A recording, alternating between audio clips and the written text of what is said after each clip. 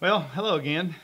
Before we get going, let me just say if you have questions or don't understand something I've been talking about or need it explained maybe in a different way, go on our website under Contact Us and please send me your questions and concerns to see if I can't help you get them straightened out.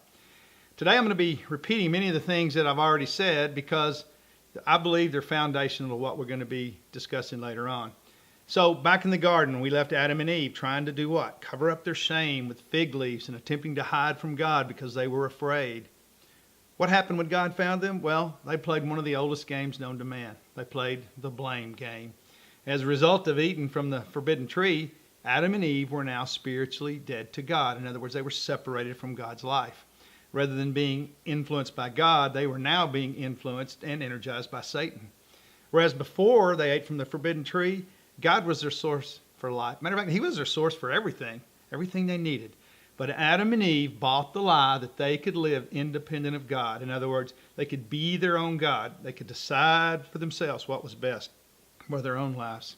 You ever believe that lie? Well, know this. Believing that lie will always lead to death. In other words, separation from life. And as I've said, we're all born spiritually dead to God. Thus, prior to receiving Christ, everything that we do is done independent of God. In other words, living in or according to our flesh. Another result of being born spiritually dead to God is that we all have a sense that something's missing, something in here. Some would describe it as a feeling of emptiness. And to make matters worse, we don't even know what's causing it.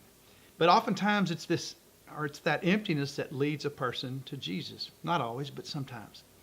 Truth is, we are missing something. What's the greatest need of a dead person? Life. Water, who is the only source of life?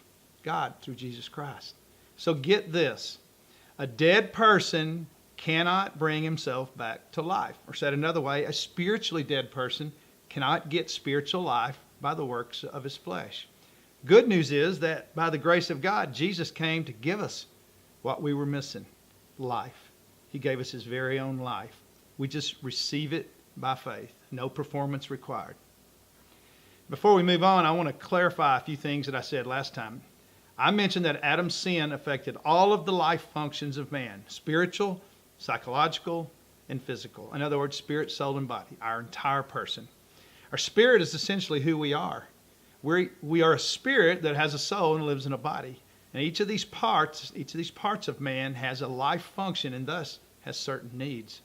Now we all know about the body and know it's alive and it has certain needs, and it demands that we pay attention to these needs, and it has a very effective way of getting our attention through hunger and thirst and pain and fatigue, etc. And just like our bodies, our soul and our spirit also have needs that must be met in order for us to function as God intended. Our body is what interacts with the physical environment. It expresses what the soul is experiencing. It has needs: oxygen, nutrition, water, sleep, all these things to maintain its life. Our soul, well, that's not as obvious as our body. It consists of our mind, our thinking, our emotions, our feelings, and our will, our choosing. Our soul is said to be the seat of our unique personality. It's where we experience either life or death at any given moment. Our soul has needs. It needs to know our identity and our purpose. We talked about that in the first video in this series. It also needs to experience some things: love and acceptance and security and significance, all these things, and we've talked about those before. Those are God-given inner needs. And having those needs met is what gives a person a sense of value and purpose. Or some people might describe it as a sense of fullness. You might say a sense of life. Our spirit is what determines our true identity. Our spirit is where we worship and commune with God. It needs life from God. We're all created where the life of God can dwell so that we might experience His life and then express it in our behavior. If you don't understand this, please go to God's Design for Man on our website and read that. And as I continue to say, we all show up on earth spiritually dead to God. Therefore, our soul is experiencing death: shame, guilt, self-consciousness, emptiness, you might say. Just like Adam and Eve, mankind has been deceived into believing that the way to fill up our emptiness is by our doing. The world's way is to seek after fame, money, power, sex, glamour, all the different things to try to fill up this void, but it doesn't work. At best, these things can only temporarily seem to fill up this emptiness. Oftentimes people never figure out that it's spiritual life they're missing, and it cannot be produced by human effort. It's a gift only to be received. When a person is separated from the life of God, spiritually dead, they can't get their God-given inner needs met so that they can function like God intended them to.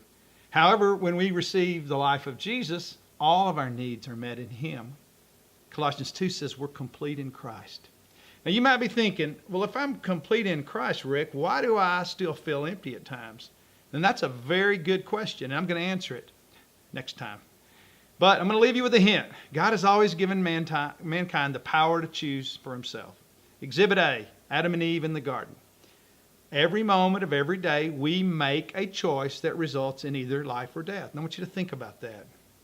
Ask yourself this and God. When I feel empty, what am I believing? My struggle, when I feel empty or feel like something's missing, I'm learning to immediately ask God to reveal the lies that I'm believing.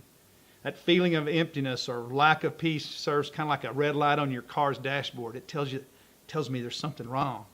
I'm not trusting Jesus in some area in my life. So until next time, remember, every moment of every day, you really do have a choice. Choose life or choose death. So why not choose life? Thanks for listening.